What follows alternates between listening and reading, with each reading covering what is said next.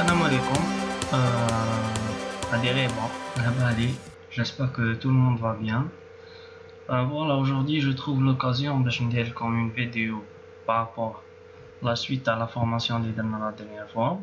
Parce qu'à la fin c'était rapide, en plus j'ai déjà un alerte pour faire de l'orienté objet. Bon voilà, c'était par rapport à moi-même en termes de la préparation théo et aussi par rapport aux interrogés de Thomas. Donc c'était un peu les deux, donc on n'avait pas le temps de faire la suite. Enfin, aujourd'hui j'en profite pour le faire. Donc l'orienté objet, toujours C++. Bon, vous pouvez l'appliquer ailleurs que Java ou là parce qu'on va parler du principe.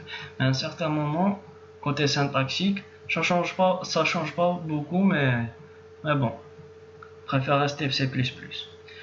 Voilà, donc l'orienté objet. La programmation orientée objet, c'est quoi? La PO est une nouvelle façon d'organiser son code source, ni plus ni moins. C'est juste une façon qui va nous permettre déjà de simplifier le code source et de l'éclaircir. باش كيكونوا كاينين بعض الاخرين اللي ما كانوش حاضرين معنا كي كتبنا الكود سورس هذا يقدروا يستعملوه فاسيلمون. Voilà, donc puisse l'utiliser. Ça. Donc là c'est quoi un objet? On a parlé de la programmation orientée objet, mais on ne savait pas c'est quoi un objet. Donc un objet n'est qu'un mélange de variables. Il y a des attributs, des variables normales qui m'en des entiers, des strings, des doubles, des vecteurs et tout. Donc normalement tout type de variable on peut considérer comme étant un attribut et de fonction. Puisqu'on parle d'objets, on va plus parler de fonctions mais on va dire des méthodes. Donc tout ce qui existe à peu près dans notre vie peut être considéré comme étant un objet. Les personnes ce sont des objets. Bon, bien sûr c'est par rapport à l'angle orienté objet. Donc c'est les personnes, les fruits, les légumes, les voitures, les fenêtres, les armoires et les tables, les chaises, tout ça. En général on peut les considérer comme étant des fenêtres, des objets. Voilà. Une personne est un objet. Comment ça se fait? Ben voilà, on a une personne. Les attributs d'une personne peuvent être un nom, peuvent être des noms, des prénoms, un âge, une adresse, un numéro de la pièce d'identité, un numéro de téléphone, un email ou autre chose. Les attributs, on remarque que les attributs ce sont les caractéristiques. Mais par rapport aux méthodes, c'est les actions. C'est les actions qu'une personne peut faire. Donc comme action, une personne peut manger, marcher, lire, travailler, jouer. Donc on va essayer de traduire les actions en méthode.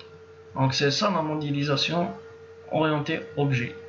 Enfin, on a défini théoriquement un objet, mais nous allons à présent le définir techniquement. Donc le côté syntaxique, comment on déclare un objet. On va pas parler de déclaration d'objet, mais on va dire création de classe. Parce que la classe, c'est le plan à l'objet.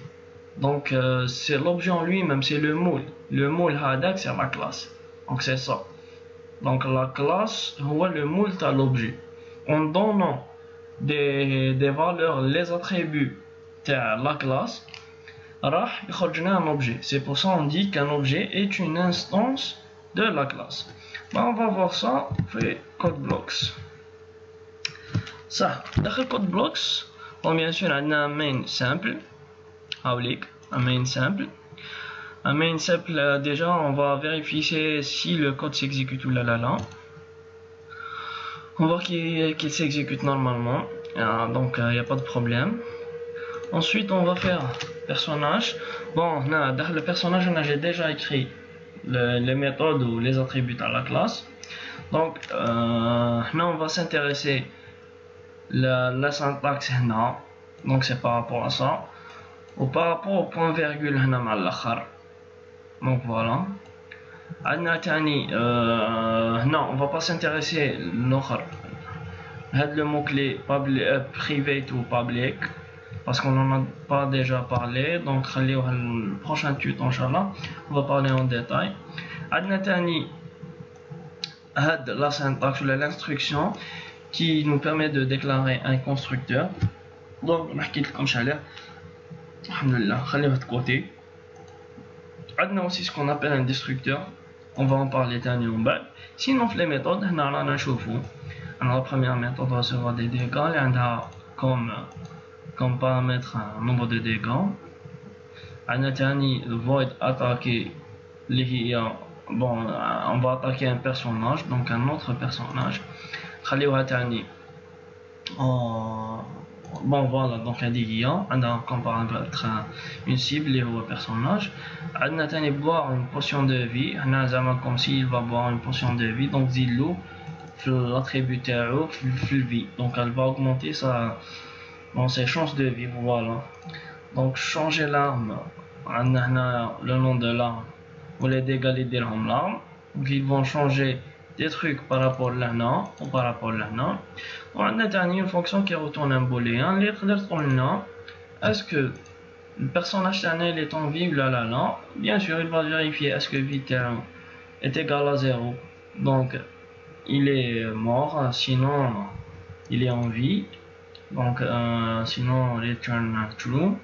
حنا on n'a rien défini لهنايا علاش tout simplement حبيتش نكمبريكم بزاف في البروميير tuto هذايا, je préfère juste vous montrer les syntaxes. Donc voilà en général à quoi ça sert une classe ou la comment déclarer une classe. Le prochain tuto inchallah on va parler en détail, ou là déjà on va commencer par remplir les cordes, les méthodes هنايا, et on va voir ce qui se passe au niveau du main en déclarant quelques objets. Enfin, j'espère que la vidéo va vous aider, j'espère que vous allez vous intéresser chouïa. Même si à la balle pendant l'année vous avez fait beaucoup d'efforts, on a tous fait, mais écoutez, c'est l'occasion d'un maquillage chaussé, vous n'aurez pas l'occasion de le faire ailleurs ou là autrement ou là ultérieurement, donc essayez d'en profiter. J'essaierai moi aussi de faire une prochaine vidéo, une vidéo les prochains jours pour vous aider encore plus. Portez-vous bien, à la prochaine, Inch'Allah. Salut. Voilà.